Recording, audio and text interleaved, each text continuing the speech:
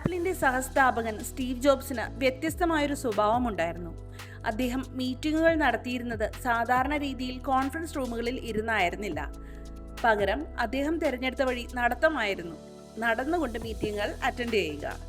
അദ്ദേഹത്തിന്റെ വിജയത്തിന് പിന്നിലെ ഒരു പ്രധാന കാരണം തികച്ചും വ്യത്യസ്തമായ ഈ മീറ്റിംഗ് ശൈലിയായിരുന്നു.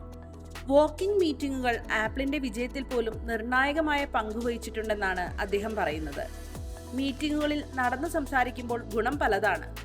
ഇരുന്നു കൊണ്ടുള്ള ചർച്ചയേക്കാൾ ശാരീരികമായ ചലനം ക്രിയാത്മകമായ ചിന്തകളെ ഉത്തേജിപ്പിക്കുന്നു. ഇത് പുതിയ ആശയങ്ങൾക്കും മികച്ച പ്രശ്നപരിഹാരങ്ങൾക്കും വഴിയൊരുക്കുന്നു.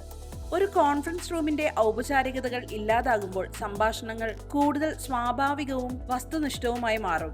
അടച്ചിട്ട മുറിയിലെ മടുപ്പിക്കുന്ന സാഹചര്യങ്ങളിൽ നിന്ന് വ്യത്യസ്തമായി തുറന്ന അന്തരീക്ഷത്തിലുള്ള നടത്തം ശ്രദ്ധയും ഏകാഗ്രതയും വർദ്ധിപ്പിക്കുന്നു.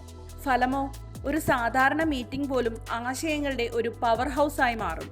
ഓഫീസ് മുറികളിലെ പതിവ് ശൈലികളിൽ നിന്ന് മാറി ജീവിതശൈലിയിലെ ഈ ചെറിയൊരു മാറ്റം പോലും ഉൽപാദനക്ഷമതയിലും നൂതന ആശയങ്ങളിലും എത്ര വലിയ സ്വാധീനം ചെലുത്തുമെന്ന് സ്റ്റീവ് ജോബ്സിന്റെ വിജയം നമ്മെ പഠിപ്പിക്കുന്നു.